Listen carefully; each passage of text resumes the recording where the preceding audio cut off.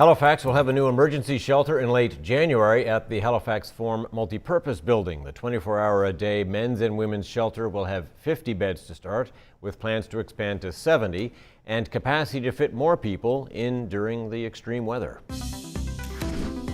Marcus James is with 902 Man Up. I'm wondering what your feelings are about the government's announcement today. I know that your organization will be part of the operation. We're excited about it. I think that community and the rest of the province is actually going to see a lot of good work that's being done behind the scene.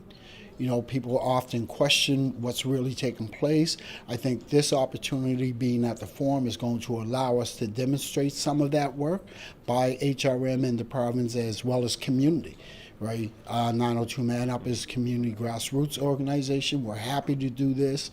This is our way of giving back, right? Supporting those in need, our most vulnerable community, right? In fact, you were involved in that very location, the multipurpose room at the forum site, just on the weekend for an emergency shelter. Can you tell us a little bit about that setup and how that looked and how what we're looking at going forward might be different? Okay, so again, last night we have 50 beds, right, for people who just want to get in out of the cold. It was really about providing them a safe environment, hot meal, hot drinks, any supports that they need. It also allowed us to sort of talk about what's coming on January 22nd, which is a permanent place, right, to identify some of those folks who are in farther need, get some wraparound supports from our organization, right? So our staff as well as other folks were there to greet them, give them a warm bed, right? Just getting them in out of the cold where they can feel safe, get a fresh drink, hot drink, cold drink, wash up, change, and get a good night's sleep. And did many of you show up? Right. So we had approximately 15 to 20, right? I think we can do much better than that. But going forward, this was a last-minute decision to do this. We rallied, we pulled it off. It was successful. People were very, very thankful for it, right? We were thankful for their company, right? But I know we can also do better. So this more permanent emergency shelter, which will be set up at the multipurpose room there at the forum, what form will it take? So we're still figuring that out. So our team have to sit down with HRM in the province and sort of figure that piece out going forward. But what I will say is that, again, there'll be 50 beds with the capacity to approximately go up to 70, maybe 100, right? So we'll see how that goes over the weeks, right? It's never easy setting something like this up. You know, again, we welcome our vulnerable communities with wraparound supports coming out of 902 Man Up, right? And 24 hours, this will be accessible 24 hours, 7 days a week. That's correct. So tell me about, you know, that notion that I know you hear from as well, from people, some homeless people who are telling me, I'm not going to want to go to a shelter like that because there will be rules in place that don't suit my lifestyle. Maybe it's drug use, whatever the case may be.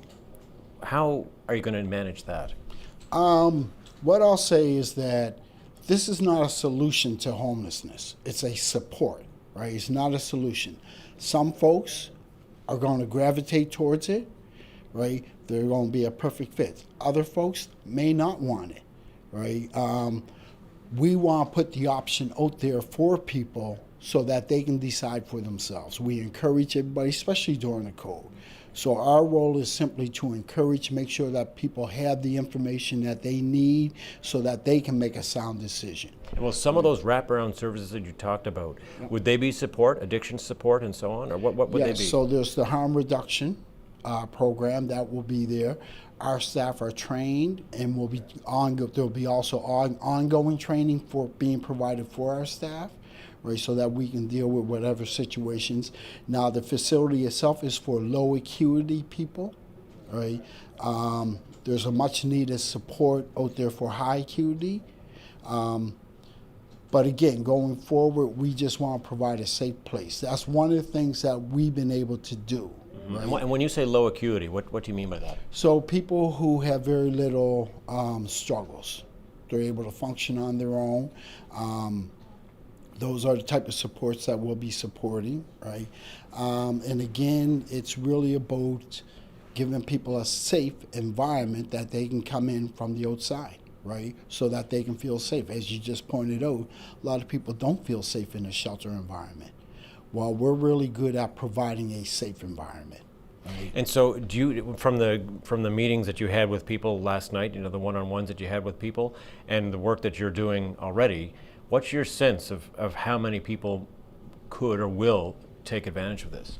I think most people probably will. For example, the ones that we had last night, some of them we were able to convince to come back to our permanent shelters. So they now have a permanent bed, right, in some of our permanent shelters. Before that, they were sleeping outside, right? And they enjoyed the environment last night that, yes, they decided, okay, let me go to North Park, Windmill Road, and get a permanent bed there, right? And that's where they're at today. All right, Marcus, thanks for this. No doubt we'll be talking about the more permanent emergency shelter in the days and weeks to come. Okay, Thank you. Okay.